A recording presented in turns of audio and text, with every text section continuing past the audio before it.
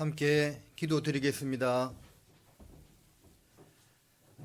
사랑과 은혜가 풍성하신 우리 아버지 하나님, 저희들을 영원한 멸망의 형벌에서 건져주신 은혜를 진심으로 감사드립니다. 우리 주 예수님께서 저희들이 받아야 할 저주와 형벌을 대신 받아주시고 피 흘려 영원히 죄를 씻어주시며 하나님의 백성과 자녀와 일꾼 삼아주신 은혜를 너무나 감사드립니다. 주의 몸된 교회 가운데 또한 품어주시고 영육간에 필요한 양식으로 먹이시고 인도하심을 믿고 감사드립니다. 주의 날을 맞이하여서 또 각 처에서 주님을 섬기고 살아가던 형제 자매님들 한자리에 모아주신 은혜도 감사드립니다. 우리 성령님께서 두루 역사하시는 가운데 말씀을 전하는 자의 입술과 듣는 각 사람의 마음을 주장하여 주시어서 하나님 말씀이 온전하게 전해지고 그 말씀이 각 사람의 심령에 심기어져서 그 마음과 생활의 변화로 나타날 수 있도록 인도해 주시기를 간구합니다. 여러 가지 형편으로 이 자리에 함께하지 못한 식구들 있다면 어디에 있든지 보살펴 주시고 또 세상 제약에 빠지지 않도록 지켜주시며 다음 모임에는 꼭 함께할 수 있도록 인도하여 주옵소서. 고개 숙여 기도하는 식구들 중에서도 시험과 고난과 육신의 질병과 경제적인 어려움을 겪고 있는 분들 있다면 모든 형편을 아시는 하나님께서 권능의 오른손으로 붙들어 주시고 말씀으로 위로하여 주시기를 바랍니다. 말씀의 시종을 전능하신 하나님 손에만 부탁드리며 우리를 사랑하시는 예수님의 이름으로 기도드립니다. 아멘. 사사기 7장 찾으시겠습니다.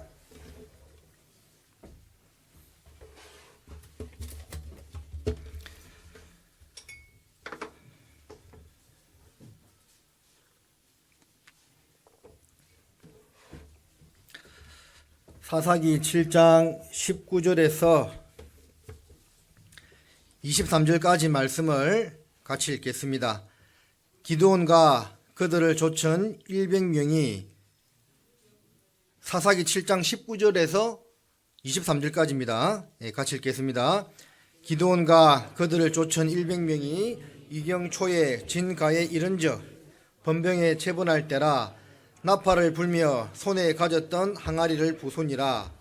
세대가 나팔을 불며 항아리를 부수고 자수의 횃불을 들고 우수의 나팔을 불어 불며 외쳐 가로되 여호와와 기드온의 칼이 하고 각기 당치에 서서 그 진을 사면으로 에워싸매 그 온 적군이 다름질하고 부르짖으며 도망하였는데 300명이 나팔을 불 때에 여호와께서 그 온 적군으로 동묵길이 칼날로 치게 하심으로 적군이 도망하여 스레라의 벳시다에 이르고 또 답밭에 가까운 아벨 무올라의 경계에 이르렀으며 이스라엘 사람들은 납달리와 아셀과 므낫세에서부터 모여서 미디안 사람을 쫓았더라. 안녕하십니까? 만나서 반갑습니다. 소개받은 것처럼 담양교회에서 교제하는 변종민입니다. 저 처음 보시죠? 근데 저는 이제 여기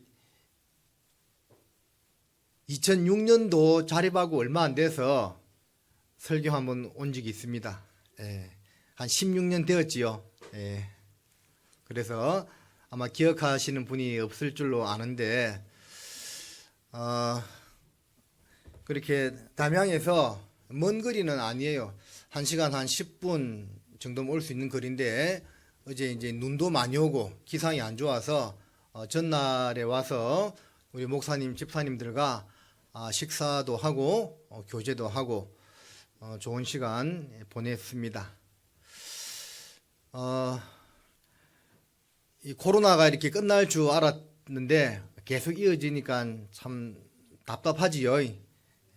그래도 하나님께서 허락하신 일이고 무슨 뜻이 있을 거라고 생각합니다.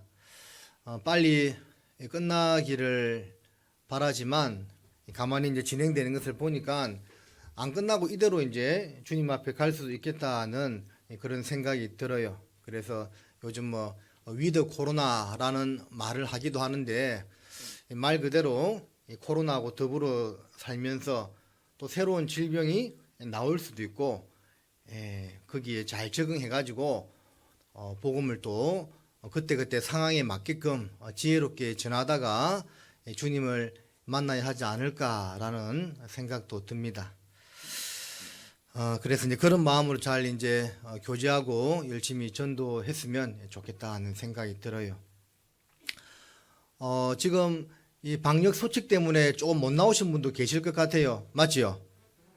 그러면 다 나오면 이 자리에 앉을 곳이 없을 것 같습니다. 지금도 이제 코로나임에도 불구하고 많은 분들이 앉아 계시는데요.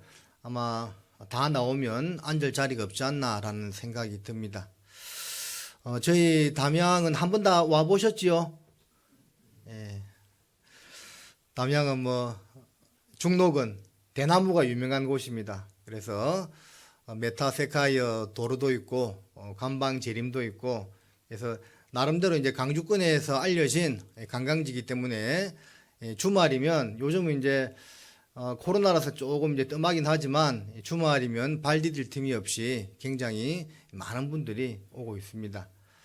담양 군민은요 한 4만 7천 명 정도밖에 되지 않지만 저희 교회는 이제 2001년도에 자립을 해서 올해로 이제 만 20년이 이제 지났는데요.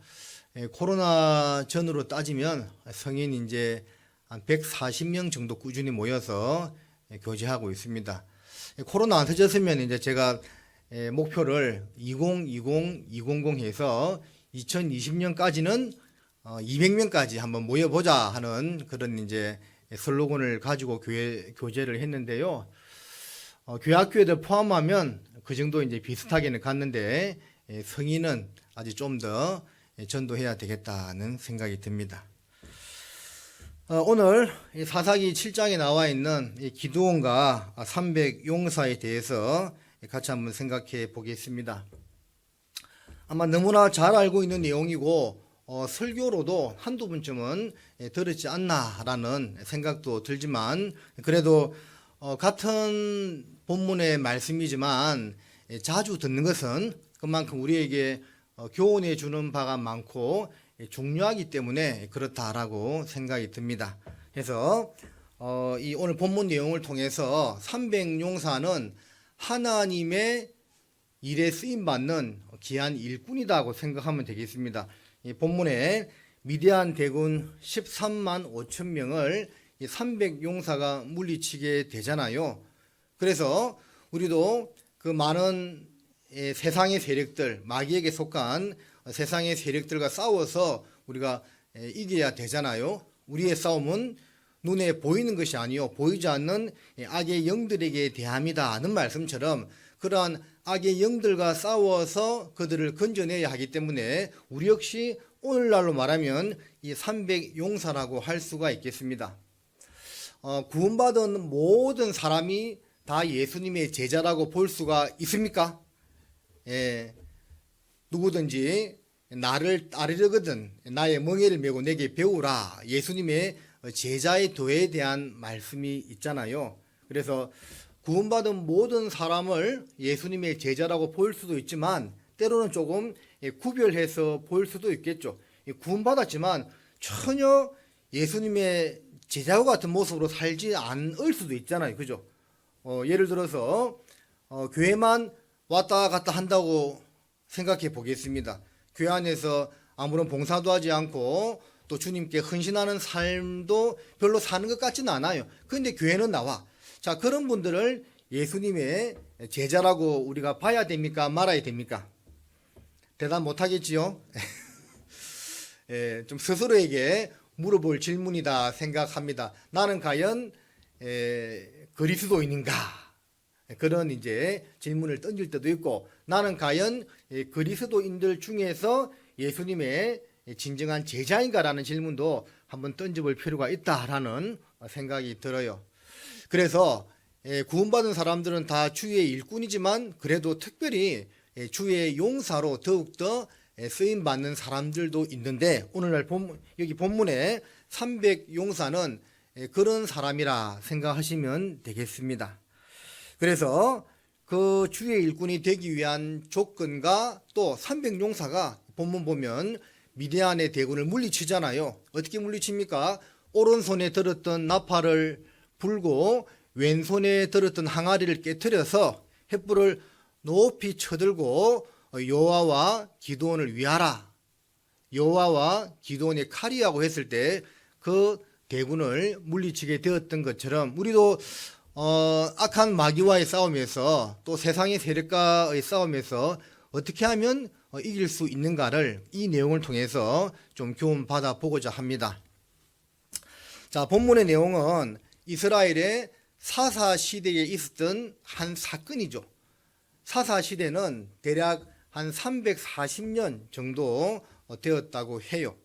그런데 저는 이제 구원받고 이 사사기를 처음 읽으면서 굉장히 좀 의아한 그런 생각이 들었습니다. 어쩜 이럴 수 있을까? 자, 사사기 읽어보신 분들 다 알겠지만 얼마 전까지만 해도 하나님이 크신 은혜와 능력을 경험하고 구원을 받았잖아요. 애굽에서 400년 종살이 하다가 홍해가 갈라지고 하나님의 놀라운 기적으로 그들은 그 상태에서 구원함을 얻게 되었습니다. 40년 광야 생활 가운데서도 낮에는 구름 기둥, 밤에는 불기둥으로 그들을 인도하시고 만나와 메추라기를 먹이시고 여러 가지 기적과 이적을 보이면서 그들을 안전하게 인도를 했습니다. 그들의 의복이 헤어지지 아니하였고 발이 부러뜨지 아니하였다고 되어 있잖아요. 놀라운 기적을 직접 눈으로 보고 경험했다 그 말입니다. 그런데 가나안 땅에 정착해서는 얼마 지나지 않아 금세 하나님의 은혜를 잊어버리고 불순종하게 됩니다. 우상을 섬기고 이방 여인과 교제를 하고 죄를 짓게 되는 거죠. 그때마다 하나님께서는 사사들을 보내어서 그들을 징계하십니다. 그러면 징계받으면 돌이키죠.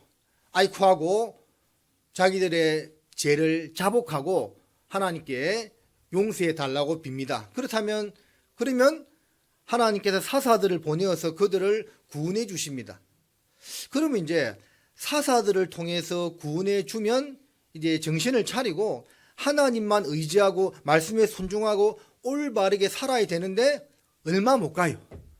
또 시간이 얼마 정도 지나면 또 불순종하고 죄를 짓고, 그때 하나님은 또 이방 민족을 들어서 그들을 징계하고 또 돌이키고 사사들을 보내어서 구원해주고, 이런 과정을요 340년 동안 계속 반복하게 되는 겁니다. 그래서 범죄, 징계, 회개, 구원, 망각, 재범죄, 또 징계, 회개, 구원, 이 과정을요 이 긴 시간 동안 계속 되풀이하게 되는 거지요. 그래서 이 성경을 보면 어쩜 그렇게 살았을까 하는 그런 생각이 들기도 합니다.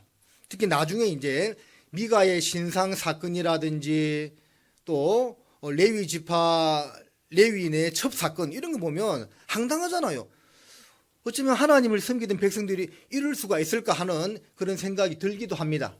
그런데 구약의 이스라엘 백성들의 모든 모습은요 오늘날 그리스도인들이었던 모습의 표본, 그림자라고 볼 수도 있는 겁니다. 물론 우리 시대의 그리스도인들이 이스라엘 백성들처럼 눈에 보이는 우상 숭배를 하진 않죠. 그렇지만 골로새서 3장 5절에 있는 말씀처럼 탐심은 곧 우상 숭배다라는 말씀처럼 과연 내 마음 가운데 주님을 주와 임금과 구주 삼았다고 했잖아요. 사도행전 5장 31절에 보면 하나님께서 예수 그리스도를 구원받은 성도들의 임금과 구주를 삼았다고 했습니다. 구주는 말 그대로 죄에서 구원해 준 구세주라 그 말이죠. 임금은 뭡니까? 내 모든 삶의 주인이다 그 말입니다.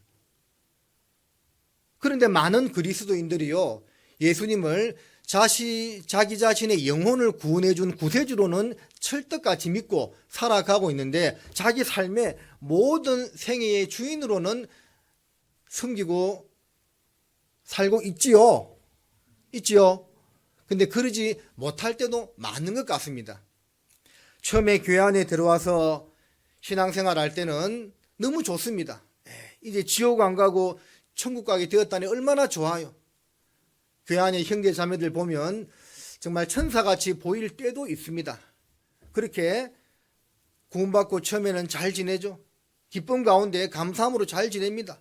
그게 이제 주님 만날 그때까지 계속하면 좋은데 또 세상을 바라보면 세상이 좋기도 하고 진작 구원을 빨리 받아가지고 더 하고 싶은 건 못해서 아쉽다는 그런 또 부질없는 생각이 들기도 하고 또 안 믿는 사람들의 잘 나가는 모습이 좀 흠모되기도 하는 그런 마음이 들기도 합니다.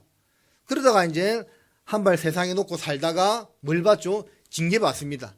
징계받으면 또 돌이키고 정신 차리고 살다가 또 세상을 보기도 하고 징계받고 돌이키고 또 세상 보고 징계받고 돌이키고 어쩌면 우리도 그런 과정을 계속 반복하고 있는 줄도 모르겠어요. 물론 정상은 아닙니다. 물론 징계는 다 받는 것이거늘 너희에게 없으면 사생자여 참 아들이 아니다는 그 말씀이 있지만 계속 세상 바라보고 징계받고 돌이키고 또 바라보고 징계받고 돌이키고 그런 삶을 반복한다는 것이 올바른 삶은 아니겠지요. 그래서 우리가 구약의 이 사사 시대의 이스라엘 백성들의 모습을 보면 우리도 그와 같은 삶을 살고 있지 않나라고 한번 돌아보고 이제는 우리가 정말 귀에 못이 박히도록 많이 듣는 말씀이잖아요. 무슨 말씀입니까? 마라나타, 주님 오실 때 다 됐다. 그런 말을 정말 많이 듣고 사는데 이제 코로나 시대를 맞이하면서 진짜 다 됐다라는 그런 생각이 솔직히 듭니다. 그래서 이제는 더 이상 또 세상 바라보고 징계받고 돌이키고 하는 그런 삶 살지 말고 이제 교회 안에서 이제 정신 바짝 차리고 주님만 붙들고 서로 사랑하고 열심히 복음 전하며 주님 만나야 되겠다 생각합니다. 자, 어쨌든 이제 과거의 이스라엘 백성들은 그런 모습으로 이제 살았는데 사사기 5장에 보면 드보라와 바락 사사에 의해서 이스라엘이 구원받은 이후에 한 40년 정도 태평한 시대를 누리게 됩니다. 그게 이제 계속 이어지면 좋은데 또 이제 살만하니까 또 죄를 짓는 겁니다. 6장으로 넘어와서 또 하나님을 떠나서 우상을 섬기고 또 죄를 짓게 된다라고 되어 있습니다. 이런 모습도 보면 우리는 이제 그런 생각할 때가 있잖아요. 좀 경제적으로 어렵고 고난이 있으면 이런 것들만 해결되면 신앙생활을 참 잘할 수 있겠다라는 생각을 하기도 하죠. 그런데요, 한번 돌아보세요. 내 육신이 마냥 좋고 잘 풀릴 때 신앙생활이 잘 되던가요? 우리가 구원을 받았을 때 모습만 한번 생각해 보세요. 어떨 때 구원받았습니까? 건강하고 경제적으로 부유하고 만사 형통할 때 우리가 구원받았던 것이 아니거든요. 뭔가 세상 살면서 예레미야가 3장 33절에 주께서 사람으로 고생하며 근심하게 하심이 본심이 아니시로다라는 말씀처럼 어려움 가운데 있을 때 우리가 구원을 받게 되었거든요. 예수님께서 부자가 천국에 들어가기가 낙타가 바늘구멍으로 들어가기보다 어렵다는 말씀을 괜히 하셨겠냐고요. 신앙생활에도 그런 것들이 어느 정도 적용이 되는 것 같습니다. 좋을 때 신앙생활을 잘 하는 것이 아니고요. 뭔가 힘들고 어려울 때 더욱더 주님을 붙들고 더 열심히 전도하며 신앙생활을 했던 것 같습니다. 이스라엘 백성들 보면 알잖아요. 하나님께서 그들에게 태평한 시대를 허락해 주면 더 하나님을 잘 섬기고 살아야 되는데 꼭 하나님을 떠나거든요. 징계받고 고난이 오니까 하나님 붙들고, 살만하면 하나님 떠나고. 그게 우리도 좀 그런 것 같습니다. 그래서 그들이 드보라와 바락 사사에 의해서 구원받은 이후에 한 40년간 태평성대한 시대를 누리다가 또 마음이 떠나서 죄를 지으니까 이번에는 미디안 사람을 들어서 그들을 7년간 압제하게 되는데, 그들의 압제가 얼마나 심했던지 굴과 구멍과 산승에 숨어 피하였다라고 되어 있습니다. 그리고 많은 압제를 받았는데, 그때 이제 므낫세 지파에 속한 기드온이란, 이 본문의 주인공이죠. 기드온이란 사람이 미디안 사람들에게 들키지 아니하려고 밀을 포도주 틀에서 이렇게 타작하게 되는데, 그때 하나님의 사자가 나타나게 됩니다. 그리고 말하기를, 큰 용사여, 하나님이 너와 함께 하시고 너를 통해서 미디안에게 압제받는 이스라엘 백성을 구원할 것이다 하고 이야기합니다. 그리고 이제 대화가 이어집니다. 우리가 하나님의 택한 백성인데 왜 이런 고난을 받아야 됩니까? 하고 묻기도 합니다. 그때 하나님의 사자가 대답하기를, 너희의 불순종 때문에 그렇다고 이야기를 하고, 또 이런저런 쭉 대화를 나누던 중에 이 기드온이 이분이 그냥 보통 사람이 아니다라는 것을 깨닫고 잠깐 머물게 하고 집에 급히 가서는 무교진병 떡과 고기와 국을 준비해 오게 됩니다. 자, 그것을 이제 반석 위에 놓게 되는데, 하나님의 사자가 지팡이 끝을 반석이 되니까 거기서 불이 나와서 그것들을 다 사르게 되는 일이 있게 되고, 그때 기드온이 그 유명한 말을 하게 됩니다.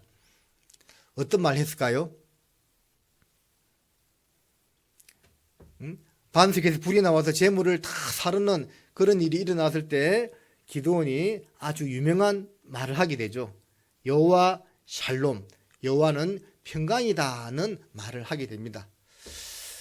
그리고 이제 하나님께서 7년 된 둘째 소소를 취하여 하나님께 번제 제사를 드리고 너희 아버지 요아서 집에 있는 그 우상의 단을 다 해파하라고 말씀합니다. 그것을 감히 백주 대낮에는 행하지 못하고 몰래 행하게 되는 그런 일이 있게 되는데, 결국은 이제 전쟁이 나가게 되죠. 전쟁이 나가는데 이 이제 6장, 7장, 8장이 이 기드온에 대한 그런 내용인데, 이 기드온이라는 사람을 보면 성격이요 좀 소심한 것 같아요.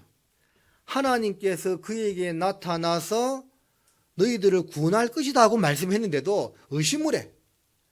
그래서 양털 솜 한 뭉치 가지고 와서 부탁하죠. 하나님, 정말 저로 말미암아 이 백성을 구원하시려거든 양털만 젖어 있고 사면 땅은 마르게 해달라고 부탁하게 되잖아요. 하나님이 그 기도를 들어주십니다. 과연 양털만 젖어 있고 나머지 사면 땅은 마르는 기적이 일어났습니다. 그러면 그 말씀 그대로 믿고 순종해야 되는데 의심하죠. 하나님 죄송한데 이번에 거꾸로 양털만 마르고 나머지 사면 땅은 젖어 있게 해달라고 부탁을 합니다. 하나님께서 그 기도도 들어주십니다. 그제서야 용기를 얻은 기드온은 군사들을 이끌고 전쟁터에 나가게 되는데, 이 사사기 7장 중간에 읽어보면 또 의심해요. 그래서 이제 니부와 부라를 데리고 가서 적진으로 들어가라 정탐하던 중에 그 적진의 두 군사가 꿈꾼 이야기하는 걸 듣고 또 용기를 얻게 되는 그런 이제 내용들이 나옵니다. 자, 그걸 봤을 때 이 기드온이란 사람은요 성격이 이 신약의 12제자로 따지면 도마처럼 좀 의심 많고 또 소심한 좀 그런 성격의 소유자였다는 것을 알 수가 있습니다. 베드로처럼 앞뒤 안 가리고 물불 안 가리고 담대한 그런 성격이 있는 반면에 또 소극적이고 의심 많은 그런 사람도 있는 거죠. 근데 중요한 건 하나님이 이런 사람도 쓰고 저런 사람도 썼다는 겁니다. 기드온처럼 소심한 사람도 하나님 들어서 당신의 일에 귀하게 썼다는 거죠. 공통점은 무엇이겠습니까? 성격이 외향적이든 내성적이든 담대한 성격이든 소심한 성격이든 사람들과 사교성이 좋든 그렇지 못하든 중요한 것은 그 마음 가운데 하나님에 대한 열정이 있는가, 영적인 것을 뜨겁게 사모하는 마음이 있는가, 하나님 그걸 보시는 것 같아요. 그 마음이 있는 사람은 시기적절하게 하나님이 들어 쓰신다는 것을 이런 내용을 보면 또 배울 수가 있습니다. 드디어 이제 기도는 군사들을 이끌고 미디안과 싸움을 벌이기 위해서 이제 나아가게 되는데요. 7장 1절을 잠깐 보겠습니다.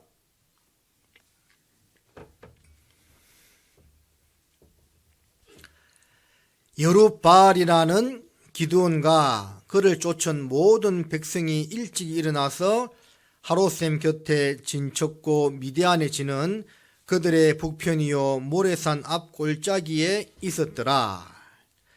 여호와께서 기드온에게 이르시되 너를 쫓은 백성이 너무 많은즉 내가 그들의 손에 미디안 사람을 붙이지 아니하리니 이는 이스라엘이 나를 거스려 자긍하기를 내 손이 나를 구원하였다 할까 함이니라.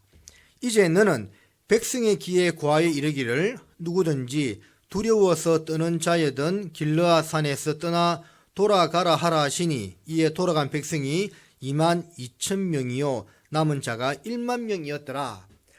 돌아간 사람이 22,000명이고 남은 사람이 10,000명이면 다 합해서 몇 명이죠? 32,000명입니다. 그러니까 이제 기드온을 쫓은 군사가 32,000명이고 나머지 미디안 적군은 이제 몇 명이냐 뒤에 보면 나오는데 135,000명이었어요. 그러니까 135,000명 대 32,000명의 싸움이었다 그 말입니다. 그러면 여러분 32,000명의 군사로 135,000 대군을 싸워 이기기가 쉬워요 어려워요? 어렵죠. 그런데도 하나님 뭐라 말씀하시죠? 많다.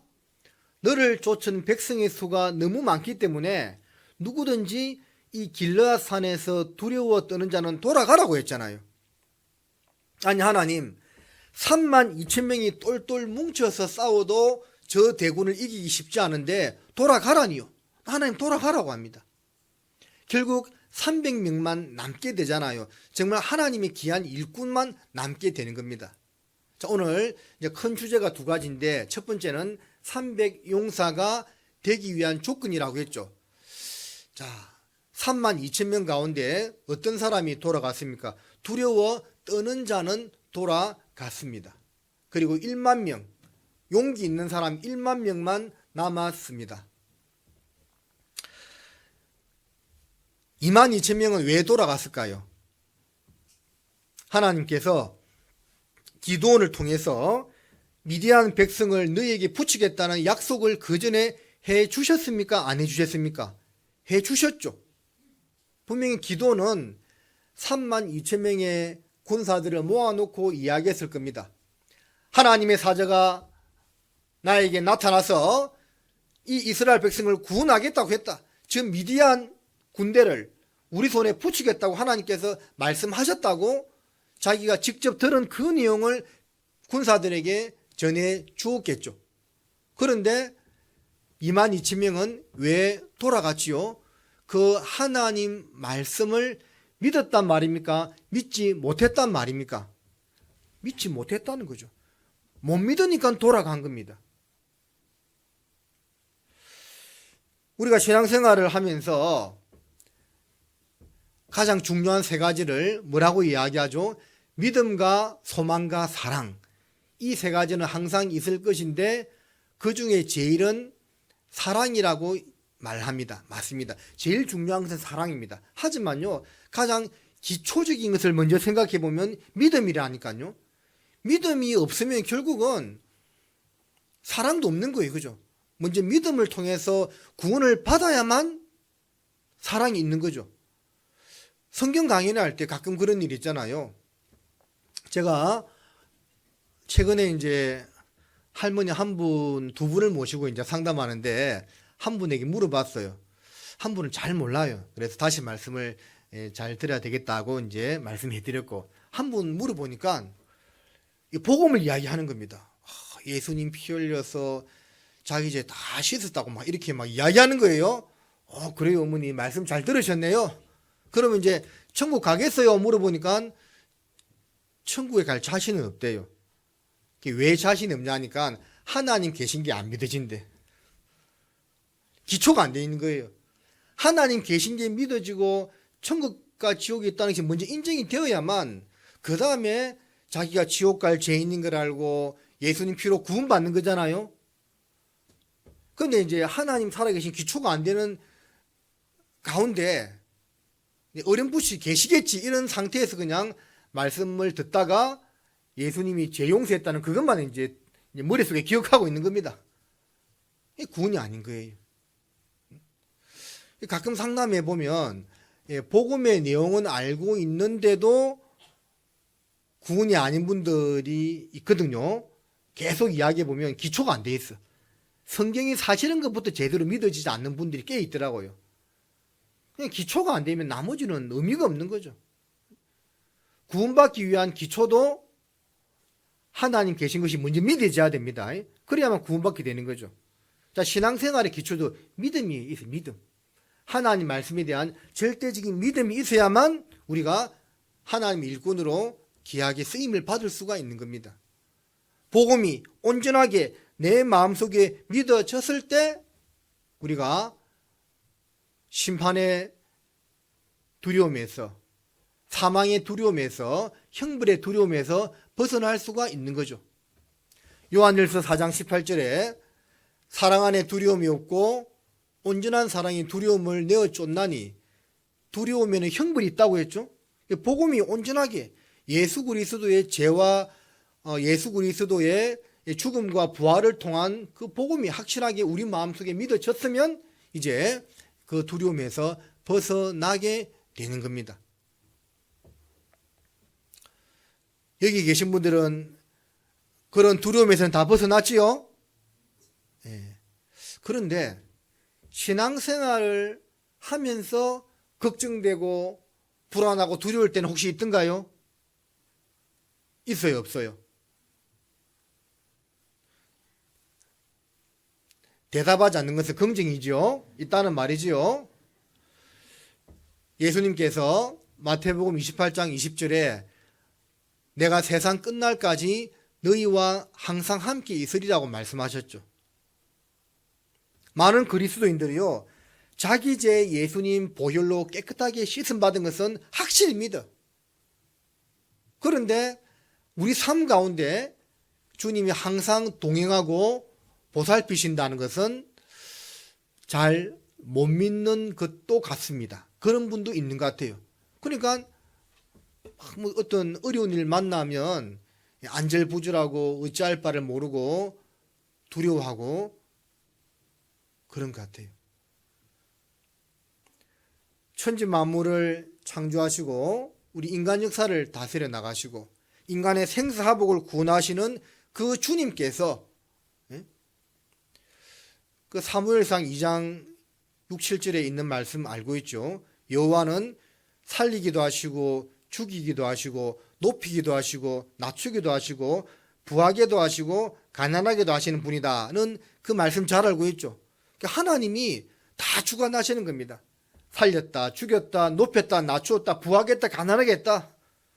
그 주님이 구원받은 그날부터 주님 만나는 그날까지 항상 함께 하신다는 그 마태복음 28장 20절 그 한 구절 말씀만 우리 마음속에 새기고 살아가도 신앙생활 하기가 상당히 좋을 것 같은데, 때로는 불안, 염려하는 것 보면 그러지 못하기도 하는 것 같습니다.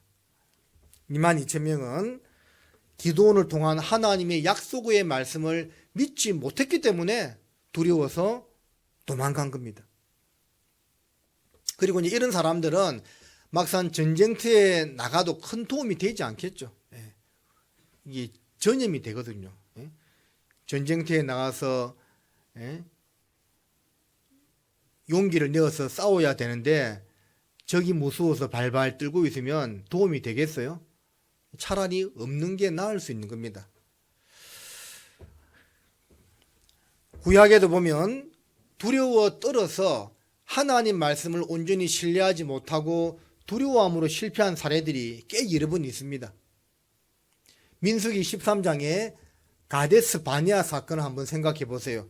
하나님은 아브라함과 이삭과 야곱 그들의 조상을 통해서 이미 약속해 주셨죠. 가나안 땅을 너희들에게 주겠다. 또 모세를 통해서 몇 번 말씀했습니까? 그 땅을 이스라엘 백성들에게 주겠다. 자, 그 약속의 말씀을 믿고 홍해를 건너서 40년 강야 생활을 하는 중에 있은 사건이지만 강야 생활을 하면서 가나안 땅을 이제 가데스 바네아에서 정탐하게 되었잖아요. 12명의 정탐꾼들이 40일간 그 땅을 정탐하고 돌아옵니다. 과연 여호와의 말씀처럼 모세의 말처럼 당신의 말처럼 그 땅은 젖과 꿀이 흐르는 땅이더라. 포도 한 송이를 장정 두 사람이 메고 올 정도로 정말 좋은 땅이더라. 그런데 그 땅에는 아낙 자손 대장부들이 살고 있어가지고 우리가 그 땅을 차지하기 어렵겠더라 하면서 도리어 악평을 하고 그 앞에서 불평 원망의 소리를 냅니다. 단 두 사람 여호수아와 갈렙만큼은 그들은 우리의 밥이다. 우리가 그 땅을 올라가서 능히 취하자고 이야기하죠. 하나님은 이스라엘 백성들에게 가나안 땅을 주겠다고 분명히 약속을 했죠. 백성들도 여러 번 들었습니다. 그런데 10명의 정탐꾼들은 왜 두려워 떨었습니까? 하나님 말씀을 신뢰하지 못했다는 거죠. 여호수아와 갈렙 두 사람은 눈앞에 있는 현실을 두려워하지 아니하고 하나님 말씀만 붙들었다는 겁니다. 그 차이죠. 그러니까 이 두려워 도망간 22,000명도 하나님 말씀은 분명히 미디안 군을 너희에게 붙인다고 했지만 막상 현실을 보니까 우리는 32,000명밖에 안 돼. 근데 적군은 145,000명이야. 게임이 안 될 것 같거든요. 그러니까 두려워 떨게 되는 겁니다.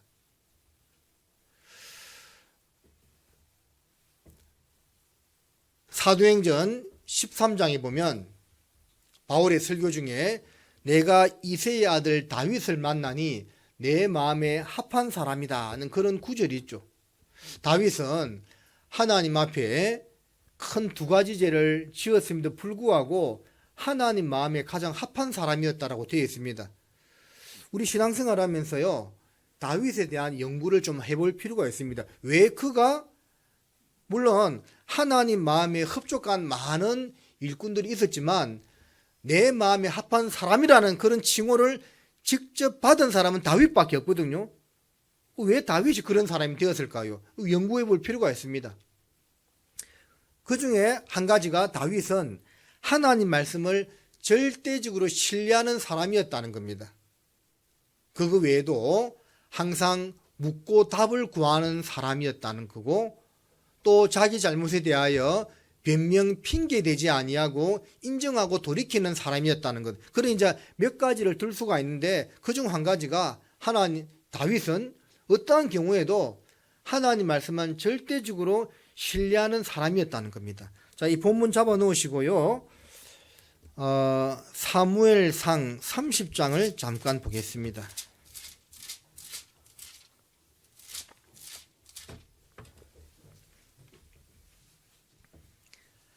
사무엘상 30장 1절부터 제가 읽어드리겠습니다. 다윗과 그의 사람들이 제3일에 시글락에 이를 때에 아말렉 사람이 이미 남방과 시글락을 침노하였는데 그들이 시글락을 쳐서 불사르고 거기 있는 대소 여인들을 하나도 죽이지 아니하고 다 사로잡아 끌고 자기 길을 갔더라. 다윗과 그의 사람들이 성에 이르러 본즉 성이 불탔고 자기들의 아내와 자녀들이 사로잡혔는지라.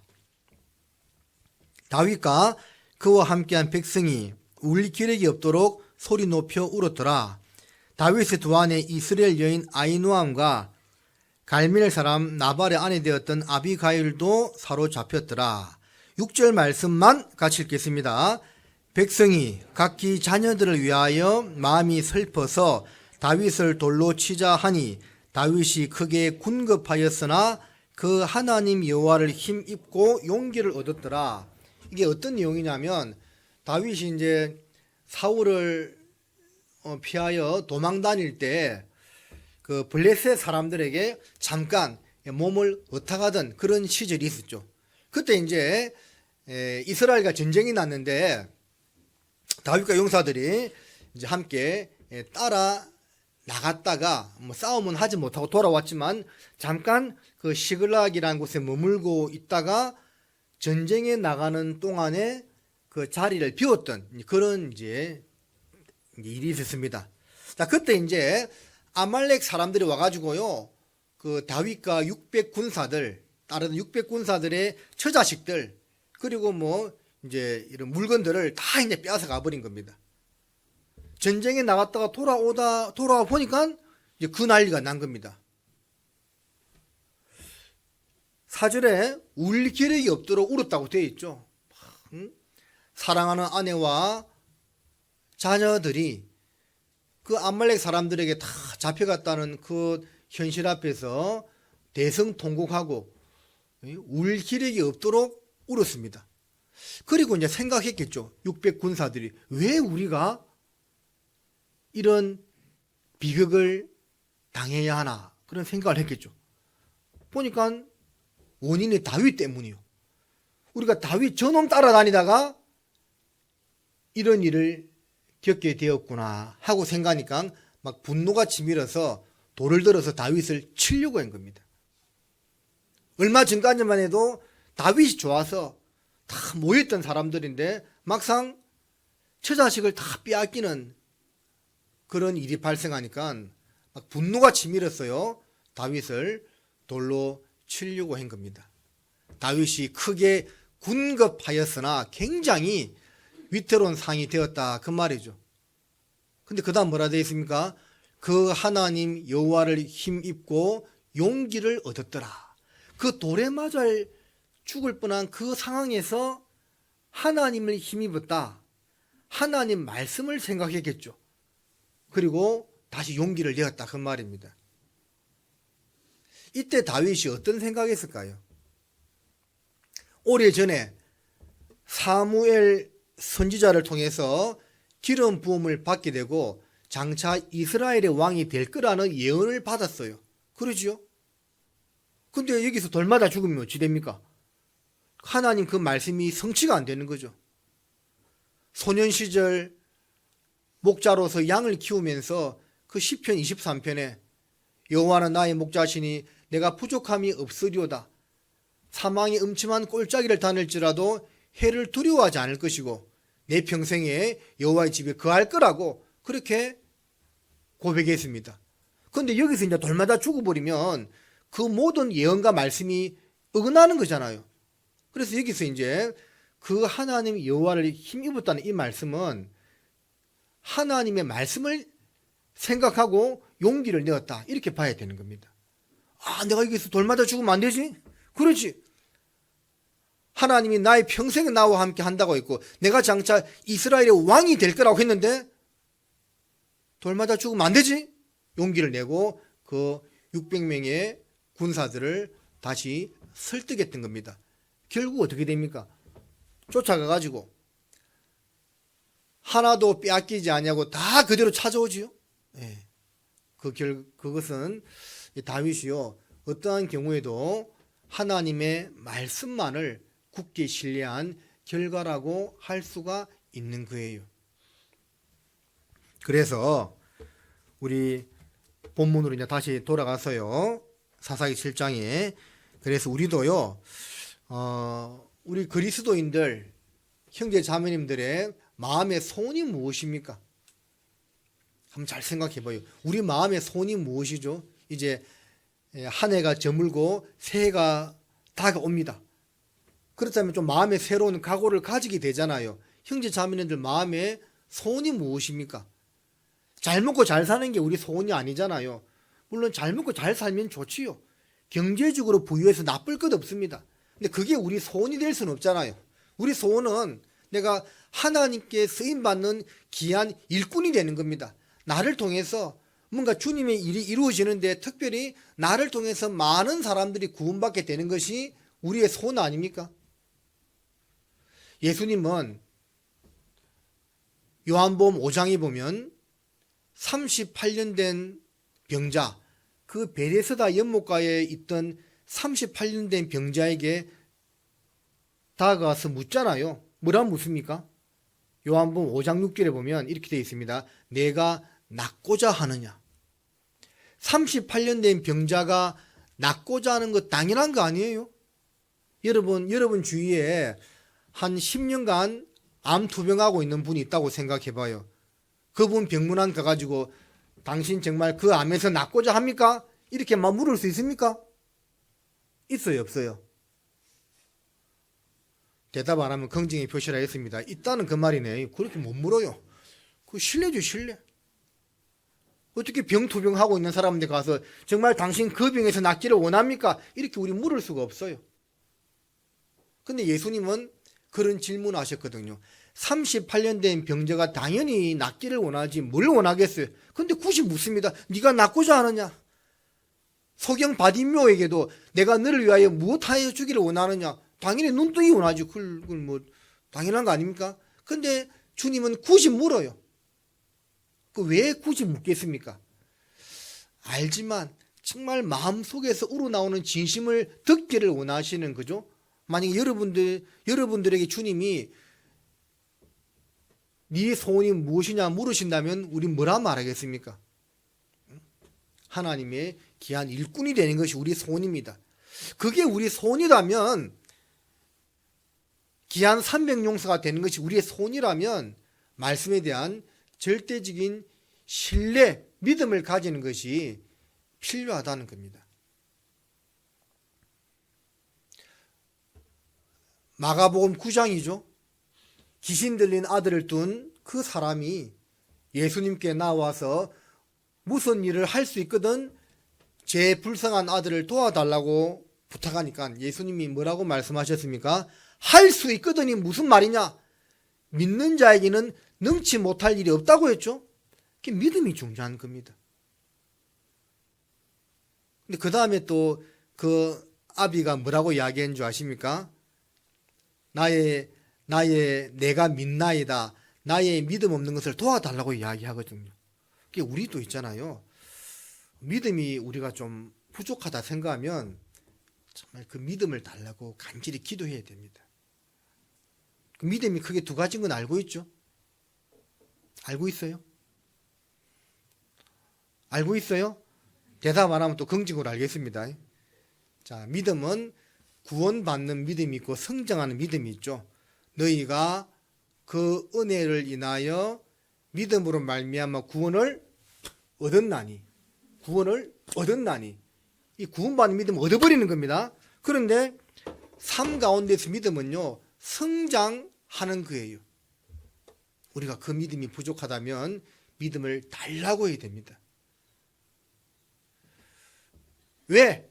하나님은 우리 믿음의 분량만큼만 역사하기 때문에 그래요. 열왕기하 4장에 보면 선지자 생도 미망인 이야기 알고 있어요? 아는 걸로 넘어가겠습니다. 자기 남편이 갑자기 죽었어요. 두 아들은 종으로 팔려가게 생겼어요. 그래서 엘리사에게 찾아가서 그 호소를 하니까 엘리사가 네 두 아들과 밖에 나가서 빈 그릇을 빌되 많이 빌라고 하죠. 그리고 문을 닫고 집에 있는 한 병 기름으로 그 빌려온 그릇에 부으라고 했습니다. 그러니까 기름은 한 병밖에 없는데 그릇을 많이 빌려왔지요. 부으니까 기름이 계속 나오죠. 계속 나와요. 그리고 딱 그칩니다. 언제 그치느냐? 빌려온 그릇이 다 차니까 기름이 그쳐요. 그때 어머니가 아들에게 묻습니다. 그릇이 더 없느냐? 없나이다. 하니까 기름이 딱 그치거든요. 그러면 만약 그때 그 생도 미망이 나고 두 아들이 밖에 나가서 그릇을 더 빌려오면 기름은 더 나오는 겁니까? 안 나오는 겁니까? 나오죠. 빌려온 그릇만큼 기름이 계속 나온다니까요. 그래서 빌려온 그릇 마지막 한 그릇에 기름이 차니까 딱 스톱돼 버린 겁니다. 무엇을 말하느냐? 빌려온 그릇만큼 기름이 계속 나온다는 것은 우리의 믿음의 분량만큼 하나님이 역사하신다는 거지요. 우리 믿음이 말씀에 대한 굳건한 믿음을 우리가 가지고 있어야만 주님이 역사를 하는 거예요.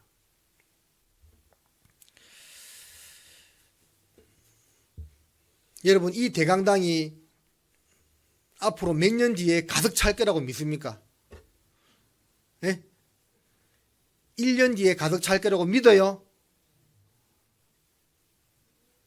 1년 뒤에 찰 거라고 믿는 분 손 들어봐요. 몇 분 손 안 들었습니다. 3년 뒤에 찰 거다. 손 안 들은 분 뭐예요? 10년 뒤에? 빨리. 그래요. 제가 보니까 이 코로나만 끝나면 금방 다 찰 것 같아요. 지금도 거의 다 앉아 있는데요. 그래서 우리의 믿음대로 됩니다. 그 믿음을 우리가 가져야 하겠습니다. 그리고 이제 본문 돌아가 보겠습니다. 7장 4절부터 보면 여호와께서 또 기드온에게 이르시되 백성이 아직도 많으니 그들을 인도하여 물가로 내려가라. 거기서 내가 너를 위하여 그들을 시험하리라. 무릇 내가 누구를 가리켜 이르기를 이가 너와 함께 가리라 하면 그는 너와 함께 갈 것이요 내가 누구를 가리켜 이르기를 이는 너와 함께 가지 말 것이니라 하면 그는 가지 말 것이니라 하신지라. 이에 백성을 인도하여 물가에 내려가매 여호와께서 기드온에게 이르시되 무릇 개의 핥는 것 같이 그 혀로 물을 핥는 자는 너는 따로 세우고 또 물은 무릎을 꿇고 마시는 자도 그같이 하라 하시더니 손으로 움켜 입에 대고 핥는 자의 수는 300명이요 그 외의 백성은 다 무릎을 꿇고 물을 마신지라. 여호와께서 기드온에게 이르시되 내가 이 물을 핥아 먹은 300명으로 너희를 구원하며 미디안 사람을 내 손에 붙이리니 남은 백성은 각각 그 처소로 돌아갈 것이니라 하시니 이 백성이 양식과 나팔을 손에 던지라. 기드온이 이스라엘 모든 사람을 각각 그 장막으로 돌려보내고 그 300명은 머물러 두니라. 미디안 지는 그 아래 골짜기 가운데 있었더라. 이제 두 번째 이제 테스트죠. 첫 번째 시험은 믿음이 있느냐 없느냐. 그거로 이제 판가름에서 22,000명 돌아가고 1만 명 남았습니다. 1만 명은 기도를 통해서 하나님께서 그들을 구원하실 거라는 것에 대해서 확실한 굳건한 믿음을 딱 가지고 있었습니다. 그런데 이 두 번째 시험에서요. 죄송합니다. 두 번째 시험에서 9,700명이 돌아갔습니다. 어떠한 것이었죠? 시냇가에 이르러서 물을 마시는 태도에 따른 구분이었어요. 목이 말랐겠죠. 여러분 긴장하면 목이 마릅니다. 비록 말씀을 믿고 용기는 있었지만 전쟁터 나가니까 긴장이 되겠죠. 냇가에 이르러서 물을 마시는데 딱 두 부류로 나누어지는 겁니다. 한 부류는 그냥 머리를 그대로 냇가에 대고 물을 허겁지겁 마시는 그런 한 부류가 있었고, 한 부류는 무릎을 꿇지 않고 손으로 물을 움켜서 개처럼 핥아먹는 두 모습으로 나누어진 겁니다. 하나님은 무릎을 꿇지 않고 물을 손으로 움켜서 핥아먹은 그 사람들을 데리고 가고 무릎을 꿇은 사람들을 다시 돌려보내라고 했습니다. 그 사람들이 9,700명이고 300명만 남았던 겁니다. 그럼 여기서 이제 두 번째 그 시험에 탈락한 9,700명은 뭐가 문제였죠? 그 말씀을 확실히 믿었잖아요. 하나님께서 미디안 대군을 물리치게 해 줄 거라는 그것에 대한 것을 확실히 믿었거든요. 믿으면 좋았거든요. 근데 뭐가 잘못됐습니까? 방법이 잘못된 게 방법이. 군대 갔다 오신 분들은 알 겁니다. 이 전쟁터에 나가서 싸우는 것도 중요하지만 보초 경계 근무 서는 것도 중요합니다. 봐요. 이 내과에다가 머리를 막 그대로 막 들이대고 받고 물을 허겁지겁 마시고 있었을 때 갑자기 미디안군이 기습 공격을 하면 당할 수밖에 없지요. 근데 무릎을 꿇지 않고 손으로 물을 움켜서 핥아 먹으면 물을 마시면서도 주의 경계가 가능합니까? 가능하지 않습니까? 가능하다니까요. 그러니까 이 사람들은 어떠한 경우에도 적들이 공격할 것을 대비해서 항상 경계태세를 갖추고 행동했다는 겁니다. 이 방법적으로 이 사람들이 300명이 옳았던 겁니다. 나머지 9,700명은 믿음은 좋았는데 방법이 잘못된 겁니다. 신앙생활을 하면서 조심해야 될 것이요. 물론 이제 연관되는 부분이긴 하지만 주님을 위한 뜨거운 용기와 열정만 있다고 해서 다 좋은 것만 아닙니다. 하나님이 원하시는 방법대로 순종하는 것, 그것이요 첫 번째 못지않게 중요한 거예요.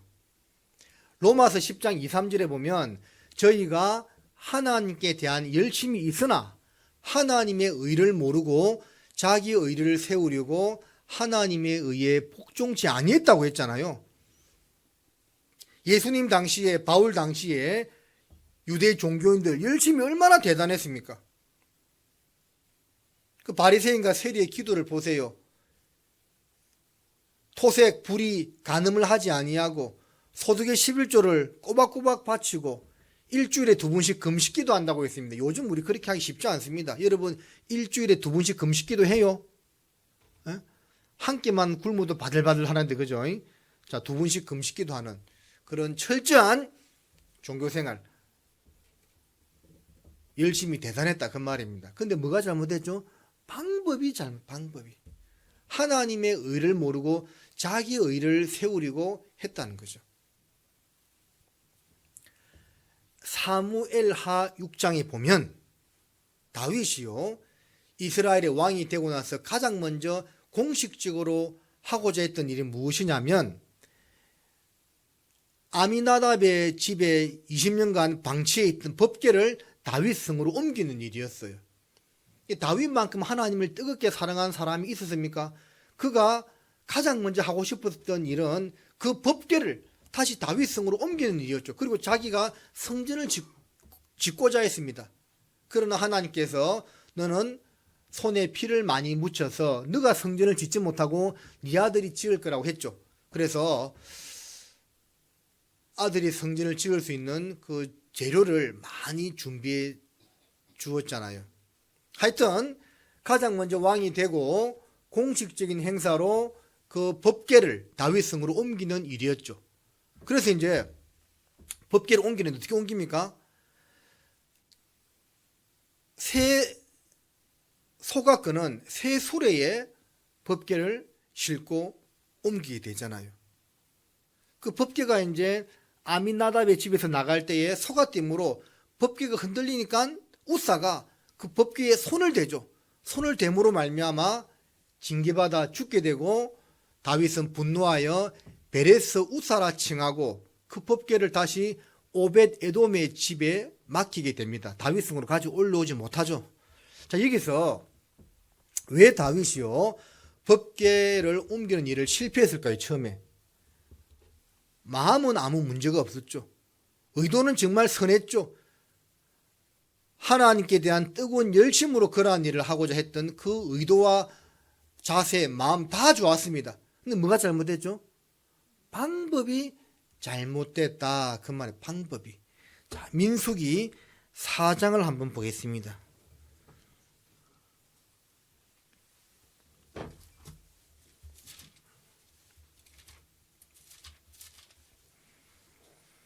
민수기 4장 15절에 보면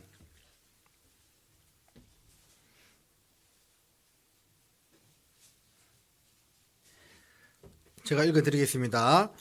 행진할 때에 아론과 그 아들들이 성소와 성소의 모든 기구 덮기를 필하거든 고핫 자손이 와서 맬 것이니라. 그러나 성물은 만지지 말지니 죽을까 하노라. 해막 물건 중에서 이것들은 고핫 자손이 맬 것이며. 자, 법궤를 옮기는 방법이죠. 어떻게 옮기라고요? 고핫 자손이 메으라고 했죠. 레위의 세 아들 고핫, 게르손, 머라리 세 명의 아들이 있었는데 그 가운데 고핫의 후손이 또 모세와 아론이죠. 그 모세와 아론을 제외한 그 가족들을 제외한 그 고핫 자손들이 법궤를 옮길 때 반드시 고리에다가 채 막대를 끼워서 어깨에 메고 옮기라고 되어 있잖아요. 소리에 실으면 안 돼. 또 법궤를 성물은 만지지 말라고 했죠. 우사가 만졌잖아요. 그러니까 의도는 좋았는데 마음은 좋았는데 동기는 좋았는데 뜨거운 열정으로 했던 그 모든 것이 다 좋았는데 뭐가 잘못됐다고요? 방법이 잘못된 겁니다. 방법이. 신앙생활을 하면서 이런 것들을 간과하기 쉬워요. 아니 마음만 좋으면 되지. 그런데 방법이 잘못되면 하나님이 받지 않으시는 거예요. 그러니까 이 교회 안에서도 뭐 아주 드물지만 좀 이제 막 어떤 부딪힘이 있을 수도 있죠. 열심은 있는데 이 교회 안에서 부딪히는 이유도요. 열심이 있으니까 부딪히는 겁니다. 그러지 않아요? 열심이 없으면 부딪힐 일도 없다니까요. 이래도 저래도 열심이 없으면 교회에서 부딪힐 일도 없어요. 이 부딪힌다는 것은 뭔가 열심이 있다는 거예요. 근데 왜 부딪힙니까? 방법이 잘못된 방법이. 그래서 우리가 목사님 그런 말씀 여러 번 하셨잖아요. 구원받는 것만큼 교회가 뭔지를 깨닫는 것이 중요하다고 이야기하죠. 자, 요한계시록 1장을 잠깐 보시겠습니다. 요한계시록 2장을 먼저 봐야 되겠네요. 2장 1절.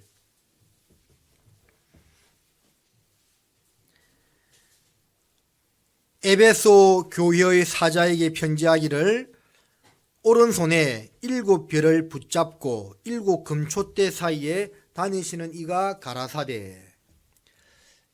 소아시아에 있는 7개의 교회에 보내는 편지에 주님은 항상 자기를 다르게 소개하십니다. 그 에베소 교회에 보내는 편지에서는 당신을 소개하기를 오른손에 7별을 붙잡고 7 금촛대 사이에 다니시는 이라고 소개하고 있어요. 여기서 7 금촛대와 7별이 뭔지 아시죠? 알아요? 예, 이제 대답 좀 하시네. 예, 끝날 때 다 돼가니까 대답하시네요. 자, 그 위에 답이 1장 20절에 답이 있죠. 내 본 것은 내 오른손에 있는 7별의 비밀과 7 금촛대라.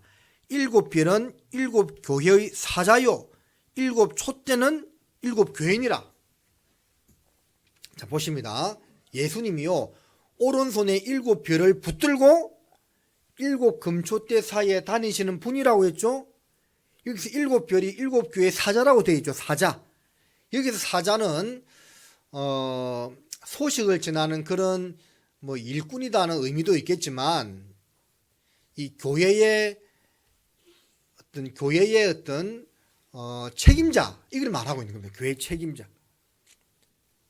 교회의 머리는 예수님이지만 그 머리 대신 예수님을 중심으로 해가지고 교회 일꾼들, 교회 책임자들, 오늘날로 말하면 목회자, 임원들 이런 사람들 말하고 있는 겁니다.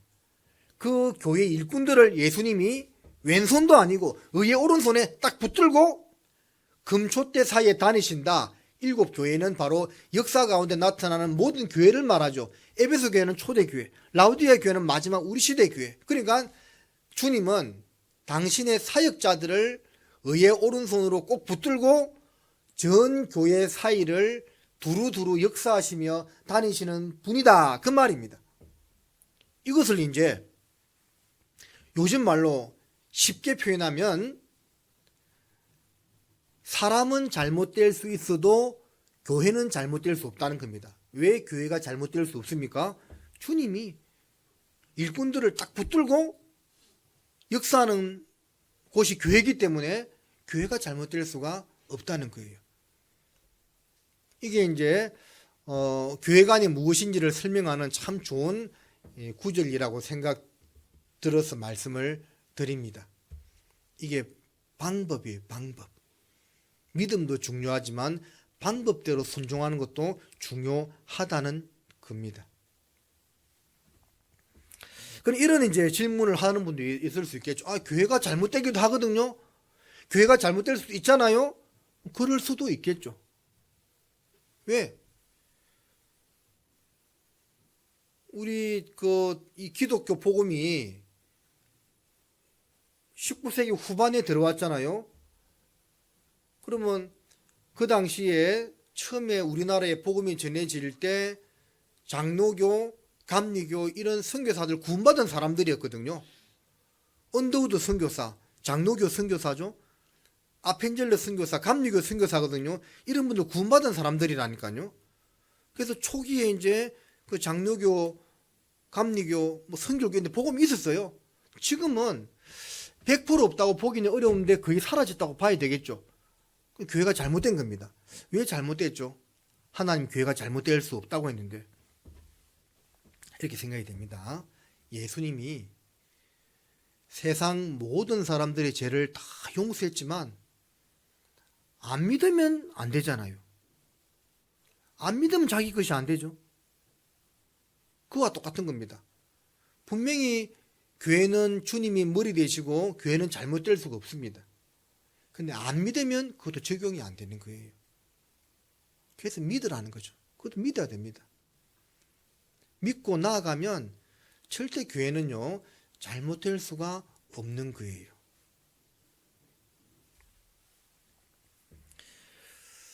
재밌는 이야기 하나 해드릴까요? 별로 관심이 없네요. 제가 이제 목회지는 이제 지금 3번째고 이번에 발령이 나서 4번째로 또 가게 되는데요. 첫 번째 작은 시골 교회에서 목회를 했는데 그때 이제 좀 나이 드신 목사님이 설교를 와서 설교 가운데 자기 목회 경험담을 이야기하더라고요. 그래서 뭐 하도 오래된 이야기니까 뭐 실제 그 사건은 한 30년이나 되지 않았을까 싶습니다. 그래서 이제 뭐 해도 뭐 상관없겠죠. 그 목사님 이제 도시 쪽에 이제 교회인데요. 경기도권에 어떤 건물에 이제 세를 이제 얻어서 교회를 자립시키고 함께 복음을 전했답니다. 근데 이게 복음이 잘 전해지더래요. 몇 년 지나지 않아서 그 교회당이 가득 차게 된 겁니다. 봉사의 형제님들과 의논한 결과 더 넓은 곳으로 옮길까 아니면 땅을 사서 건축할까 고민하다가 땅을 사서 건축하기로 했답니다. 그래서 기도하고 작정해가지고 교회 건축할 땅을 샀대요. 땅을 사고 이제 한 달 정도 지나가지고 식구들 몇 분하고 그 땅을 이제 구경하러 나갔대요. 이제 우리 교회당 지을 땅이구나 하고 나갔는데 땅 살 데는 없었는데 그 교회당 부지 가운데 빨간 말뚝이 쭉 박혀 있더래요. 그래서 이상하다 생각했는데 옆에 있던 사람, 이제 다른 사람이 보고 당신들 여기서 뭐 하냐고 묻더래요. 우리 이제 교회당 땅 산 거 구경하고 있다니까 저 빨간 말뚝 안 보이냐 하더래요. 빨간 말뚝 지금 뭡니까 하니까 안 그래도 우리도 궁금하게 생각했다고. 그 빨간 말뚝이 지하철 지나가는 장소라는 거예요. 교회당 땅을 샀는데 교회당 한가운데 지하철이 지나가게 된 거예요. 그럼 어찌 됩니까? 교회당 지으면 돼요? 이게 이제 뭔가 행정적인 착오로 땅을 잘못 산 겁니다. 맹지를 사버린 거예요. 이게 이제 교회 문제가 되지. 교회당 대강당 한가운데 지하철이 지나가게 생기는데 문제가 안 되겠어요? 그래가지고 이제 얼마나 목사님이 고민이 되든지요. 진짜 막 밤새도록 기도를 했답니다. 그리고 시의 민원도 엮고 막 백방으로 알아봤더래요. 근데 그런 일을 처리하면서 궁금한 생각이 들더래요. 뭐가 궁금했냐면 분명히 지금 사건이 터졌는데 교회 식구들이요 아무 말을 안 하더래요. 목사님 그런 땅 사면 됩니까 안 됩니까 하고 막 형제들끼리도 막 네가 올리 내가 그 땅 사지 말라고 했잖아 이럴 만도 한데 아무 말을 안 하더라는 거예요. 그래서 그게 참 당연하지만 너무 고마웠대요. 자 그러다가 이제 한 3개월 지났는데 갑자기 시에서 이런 발표가 났어요. 그 지하철 노선의 구조상의 문제로 그 지하철 노선을 1km 앞으로 조정하게 되었다는 거예요. 더 잘 된 거죠. 그거 이제 지하철역이 또 들어서게 됐다는 거예요. 그러니까 이 교회당 앞으로 지나가던 지하철 노선이 1km 앞으로 물러나게 되었고 그 근처에 지하철역까지 생기게 되는 바람에 그 교회당 땅값이요 3배나 올라버렸대요. 물론 안 팔고 거기에 교회당을 짓고 지금도 잘 교제하고 있답니다. 나중에 어느 교회인지 물어보지 마십시오. 그런 게 있다 생각하면 됩니다. 자, 그때 그 목사님이요 나중에 식구들에게 물었답니다. 그때 교회 땅 잘못 샀을 때 왜 아무도 그렇게 뭐 따지지 않았냐 이렇게 물어보니까 그 식구들이 이렇게 이야기하더래요. 목사님 우리는 배우기를 사람은 실수할 수 있어도 주님이 교회의 머리 되시기 때문에 교회는 잘못될 수 없다 이렇게 배웠습니다. 그래서 뭔가 땅을 잘못 샀지만 하나님이 바로잡아 주실 거라고 믿었습니다. 이렇게 이야기를 하는 거예요. 그 믿고 기다렸다는 거예요. 그래서 목사님이 당연하지만 너무 고마웠대요. 만약에 그때 땅 잘못 샀을 때요 교회 식구들끼리 막 서로 싸우고 막 네가 올리 내가 올리 그 땅 사지 말라고 했지 않냐 하고 막 싸웠다면 그 몇 달 뒤에 그런 노선 변경 발표가 났을까요 안 났을까요? 아마 안 났을 것 같아요. 하나님의 성도들의 그런 연합된 모습을 보시고요 선한 모습으로 인도해 주신 것임을 분명히 믿습니다. 그래서 그 이제 말씀을 하시는데 참 듣는 제가 너무 은혜가 됐습니다. 교회라는 것이 이런 것이구나. 뭔가 내 생각과 내 경험과 틀리지만 주님이 인도하시는 교회이기 때문에 분명히 좋은 방향으로 이끌고 있구나 하는 것을 굳게 믿고 때로는 이해가 안 되더라도 내 생각과 틀리더라도 순종하고 따라가는 것이 참 교회의 참된 올바른 모습이구나 하는 것을 좀 생각해 보게 됩니다. 방법도 중요합니다. 자, 사사기 7장으로 다시 돌아가 보겠습니다. 결국 300명만 남게 되고 그들이 미디안 진 깊숙이 들어가서 그들을 물리치게 됩니다. 처음에 읽었던 말씀 20절을 보겠습니다. 세 대가 나팔을 불며 항아리를 부수고 자수의 횃불을 들고 우수의 나팔을 들어 불며 외쳐 가로되 여호와와 기드온의 칼이여 하고 각기 당치에 서서 그 진을 사면으로 에워싸매 그 온 측군이 다름질하고 부르짖으며 도망하였는데 300명이 나팔을 불 때에 여호와께서 그 온 측군으로 동무끼리 칼날로 치게 하심으로 적군이 도망하여 서레라의 벳시다에 이르고 또 답밭에 가까운 아벨 몰라의 경계에 이르렀으며 이스라엘 사람들은 납달리와 아셀과 므낫세에서부터 모여서 미디안 사람을 쫓았더라. 자, 300명 그 정예 용사를 가지고 미디안 진 깊숙이 들어가서 먼저 기드온이 나팔을 불고 항아리를 깨트렸을 때 동시에 거의 비슷한 그 모습 보고 따라하라고 했죠. 거의 같이 이제 오른손에 들었던 나팔을 불고 왼손에 들었던 항아리를 부수면서 여호와와 기드온의 칼이여 하고 외쳤을 때 어떤 일이 일어났습니까? 자기들 손에 피 한 방울 묻히지 않고 그 적군들끼리 싸우는 겁니다. 동무끼리 칼날로 치게 했다고 했죠. 일명 이제 자중질환, 자기들끼리 막 싸우는 겁니다. 13만 5천 명 가운데서 12만 명이 죽습니다. 자기들끼리 서로 싸워서 12만 명이 죽고 나머지 1만 2천 명이 도망가게 되는 겁니다. 추격전을 벌이게 되죠. 결국 이 전쟁에서 싸워서 이기게 되었지요. 300용사가 한 것이라고는 오른손에 들었던 나팔을 부는 것하고 왼손에 들었던 항아리를 깨트리는 것밖에 없었습니다. 칼 들고 싸운 것이 아니었죠. 우리도 이 시대를 살아가면서 악의 세력과의 싸움에서, 그 영적인 싸움에서 이기기 위해서는 이 모습 그대로 따라하면 됩니다. 300용사가 너희가 나의 하는 대로 따라 행하라 했던 것처럼 그대로 따라 행했죠. 기도원 보고 우리도 이대로 따라하면 되는 겁니다. 우리도 오른손에 든 나팔을 불면 되는 겁니다. 무엇을 말하죠? 나팔을 분다는 것은 신호를 보내는 거죠. 또 우리에게 좀 달리 해석해 보면 입을 열어서 외치는 겁니다. 세상 말로 나팔 불고 있네 그런 말 하잖아요. 입을 열어서 외치는 거예요.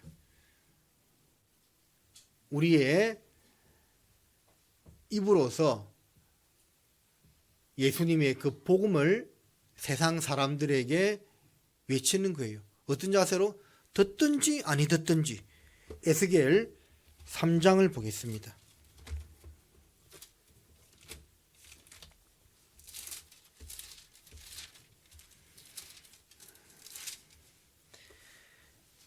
에스겔 3장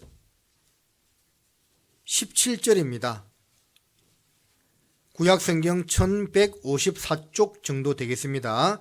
에스겔 3장 17절에 인자야 내가 너를 이스라엘 족속의 파수꾼으로 세웠으니 너는 내 입의 말을 듣고 나를 대신하여 그들을 깨우치라.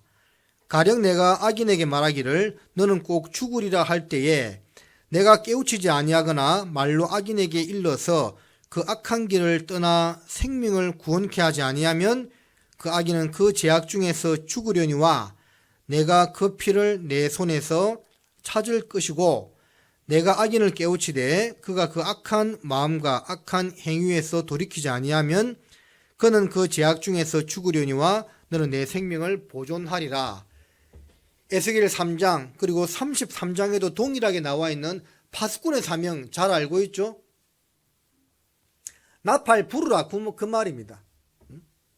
적군이 왔을 때 나팔을 불어서 우리 아군에게 알려주어야 되는 것처럼 우리는 악인을 향하여서 입을 열어서 나팔을 불어야 되는 겁니다. 악인아 너는 꼭 죽으리라.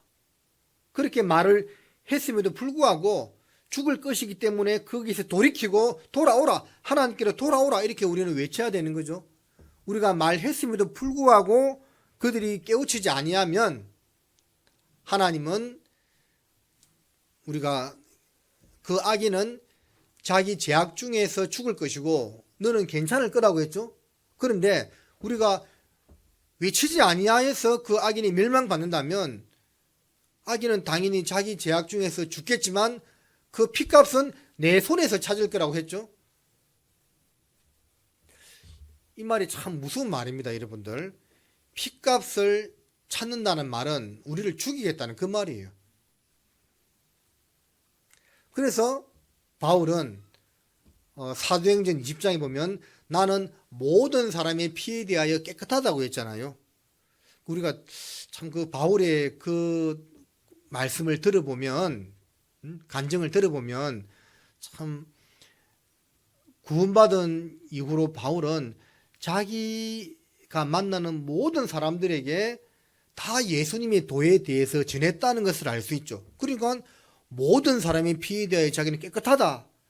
파수꾼으로서 다 그들에게 경고했다고 복음을 듣고 믿고 구원을 받으라고 그랬다고 말하고 있는 거죠.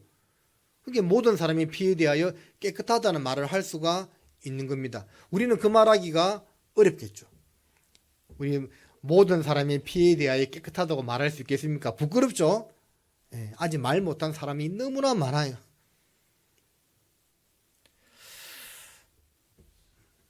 주님은 우리에게 입을 열어서 외치라고 이야기하고 있습니다. 듣든지 안 듣든지 외쳐야 돼요.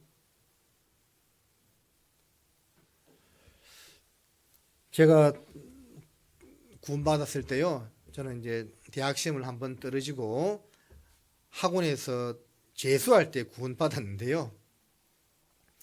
저를 전도한 형제가 어떻게 전도했냐면, 요즘은 그렇게 전도하기가 좀 쉽지 않은데 그때는 그렇게 했어요.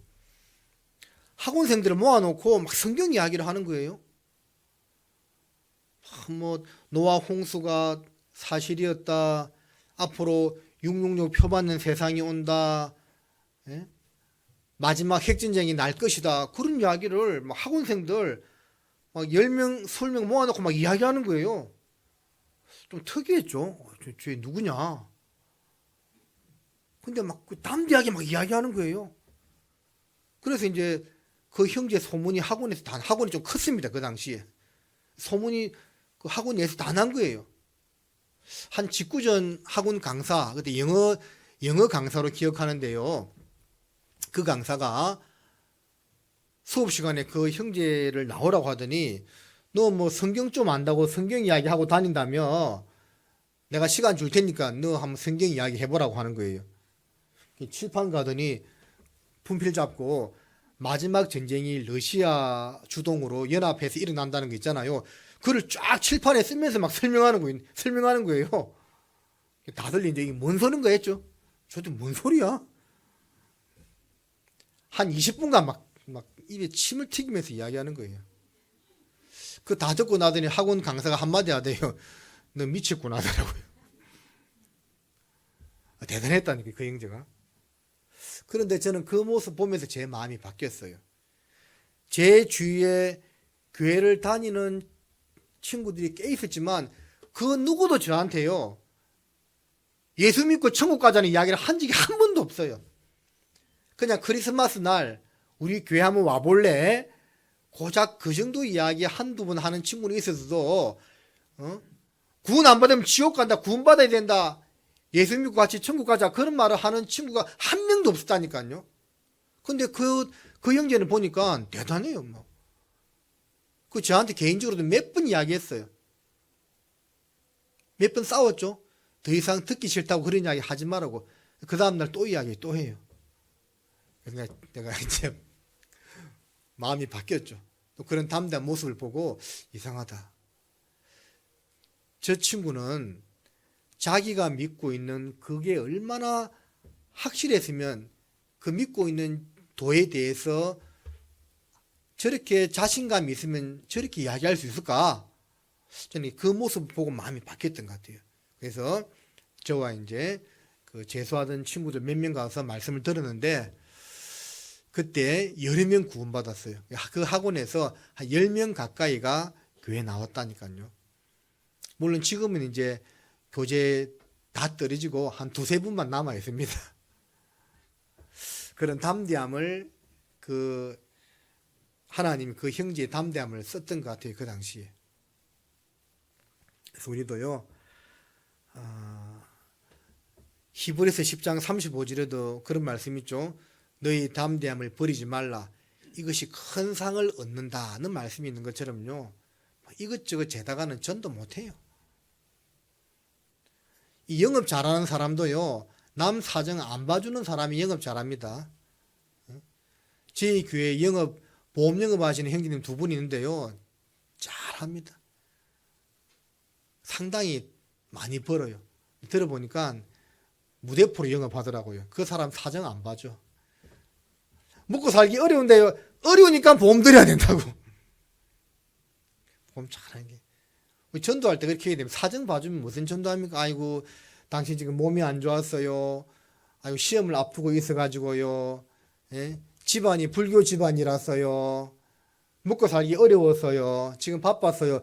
그런 거 다 따지다가 어느 세월에 전도합니까? 무대포로 전도해야 되는 겁니다. 전도는. 물론 지혜도 필요하지만 뭐 이것저것 재다가는요 전도 못한다니까요. 우리 시대는 더욱더 그럴 겁니다. 한 사람 전도하기가 얼마나 어렵습니까? 우리의 이 담대함이 파수꾼의 사명의식이 더욱더 필요한 때라고 생각해요. 그리고 사사기 7장 돌아가서 이제 조금만 더 보면 왼손에 들었던 항아리를 깨뜨렸습니다. 근데 항아리 안에 뭐가 있었죠? 횃불. 횃불을 높이 쳐들었습니다. 자, 횃불은 무엇을 뜻할까요? 불같은 성령의 역사. 자, 불은 하나님의 어떤 영광을 나타낼 수도 있지만 여기서는 우리는 성령님의 역사라고 보면 됩니다. 아무리 나팔 불어도 성령님이 역사하지 아니하면 한 사람도 구원 못 받아요. 알고 있죠? 제가 구원받았을 90년대에는요 구원이란 말 자체를 안 썼다니까요. 그때 구원받았다면 다 이상하게 생각했어요. 뭐 구원? 너 이단 아이가? 그랬어요. 근데 어느 순간요 다 이제 구원이래. 그러니까 그 당시 구원받으신 분들 알 겁니다. 옛날에는 구원이란 말 자체를 안 썼다니까요. 일반 교회에서. 우리가 구원 이야기하면 이상하게 생각했어요. 근데 어느 순간 어느 시기를 말하기는 어려운데 한 2000년 이후부터는 보니까 이제 다 구원받았대요. 간혹 또 만나보면 교리적으로 우리가 알고 있는 복음을 알고 있는 사람도 간혹 있습니다. 예전에 제가 순복음교회에 다니는 분들 몇 번 상담해 본 적이 있는데 그 중에 한 분이요 영원한 속죄 복음을 정확히 알고 있더라니까요. 근데 깜짝 놀랐어요. 이 사람 구원인가 생각했다니까요. 근데 계속 이야기해 보니까 아니더라고. 왜 아니냐면 영원한 속죄 복음은 밑에 가 있고 그 사람들이 생각하는 구원의 핵심이 뭐냐면 방언. 아무리 영원한 속죄라도 방언을 못하면 구원이 아니다는 거예요. 방언이 구원의 정비야, 그 사람들은. 이게 구원입니까? 아닙니까? 아니죠. 영원한 속죄가 핵심이 되어야 되는데 이게 격가지가 되어 있고 이 방언이 핵심이 되어 있더라니까요. 이게 구원 아니죠. 우리 시대는 보면 이 교리적인 복음을 정확히 알고 있는 사람들도 간혹 있습니다. 근데 구원이 아닌 경우가 대다수예요. 왜 그럴까요? 이 성령님이 역사하지 않는 겁니다. 우리도 전도집회 할 때 그런 거 많이 경험하죠. 성령님이 강하게 역사하면 많은 사람들이 구원받고 우리가 아무리 많은 사람들을 데리고 와도 성령이 역사하지 아니하면 아무도 구원받지 못합니다. 이 성령님의 역사가 정말 중요한 거예요. 그런데 그 횃불이 어떻게 드러났다고 했죠? 항아리를 깨트리고 횃불을 들었다고 했잖아요. 항아리가 깨트려져야만 횃불이 드러나게 되는 겁니다. 자, 항아리를 깨트려야 됩니다. 항아리를 깨트린다는 것은 무슨 말일까요? 우리의 육신을 쳐서 굴복시키는 겁니다. 고린도 전서 15장을 보겠습니다.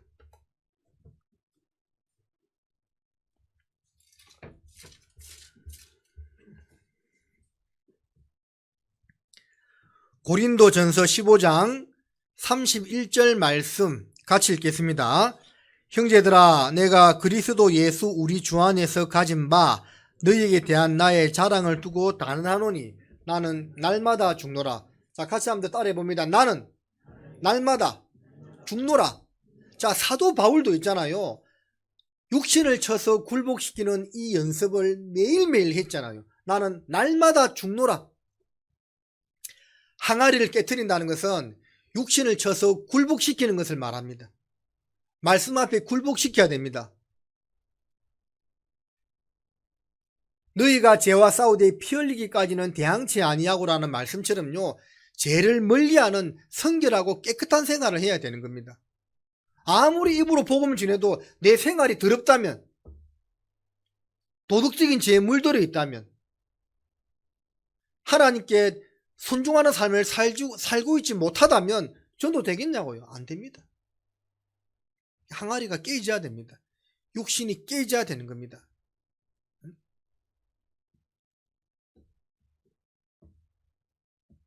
이 그리스도인들이요, 이 영원한 속죄를 받았다는 안도감에 너무 취해가지고 생활 속에 짓는 죄에 대해서는 가볍게 생각하는 경우도 있습니다. 어차피 영원한 속죄 받아서 천국 가기 때문에 생활 속에 짓는 죄에서는요, 너무 쉽게 생각할 수도 있어요. 그래서 요한일서 1장 9절에 우리가 우리 죄를 자백하면이라고 되어 있잖아요. 잠자리에 들기 전에 꼭 하루를 돌아보고 마음과 입과 행동으로 잘못된 것에 대해서 우리가 생활 속에 회개, 자백을 해야 됩니다. 점점 깨끗해져야 돼요. 항아리가 깨져야 된다니까요. 그래야만 성령님이 역사한다니까요. 교회 안에 죄가 들어오면 안 됩니다. 적은 누룩이 온덩이에 퍼지는 줄 알지 못하느냐는 말씀처럼요, 우리 성도들 개개인의 삶이요, 참 우리가 완벽해지기는 어렵지만 그래서 어느 정도 수준으로 올라가야 돼요. 특히 마지막 시대는 더욱 더 그리스도인이요, 세상과 구별된 모습으로 살아갈 때 날마다 죽는 연습을 통해서 깨끗해짐을 입어 나갈 때 성령님이 강하게 역사하는 겁니다. 그것이 필요합니다. 항아리가 깨진다는 것, 육신을 쳐서 굴복시키는 것과 더불어서 희생과 헌신을 말하죠. 희생 없이는, 헌신 없이는 복음이 전해지지 않는 겁니다. 영적인 싸움에서 싸워 이길 수가 없는 거예요. 많은 희생이 있고 헌신이 있었을 줄로 아는데 앞으로도 더욱 그런 모습으로 살아갔을 때 주의 큰 역사가 일어남을 성경은 말씀하고 있습니다. 그래서 오늘 사사기 7장에 나와 있는 기드온과 300용사 이 내용을 통해서 하나님의 귀한 일꾼이 되기 위한 조건, 그리고 그 영적인 전쟁에서 싸워 이기기 위한 우리의 자세가 무엇인지를 함께 생각해 보았는데요. 그런 자세로 또 다가오는 새해를 힘있게 맞이했으면 합니다. 기도하시겠습니다. 살아계신 아버지 하나님, 말씀 가운데 함께 주셔서 감사드립니다. 그 옛날 기드온과 300용사가 미디안 대군을 물리쳤던 것처럼 오늘날 우리도 하나님의 귀한 일꾼이 되어서 영적인 싸움에서 싸워 승리할 수 있도록 각자 각자를 붙들어 주시기를 간절하게 구합니다. 전주 북부교회가 주님 뜻 안에 순종하는 교회가 될 수 있도록 도와주시고, 또 연합함으로써 뜨겁게 복음이 전해지는 교회가 되어 더욱더 나아갈 수 있도록 인도해 주시기를 간절하게 바랍니다. 이후의 시간도 함께 해주시기를 주님께 부탁드리며 우리를 사랑하시는 예수님의 이름으로 기도드립니다. 아멘.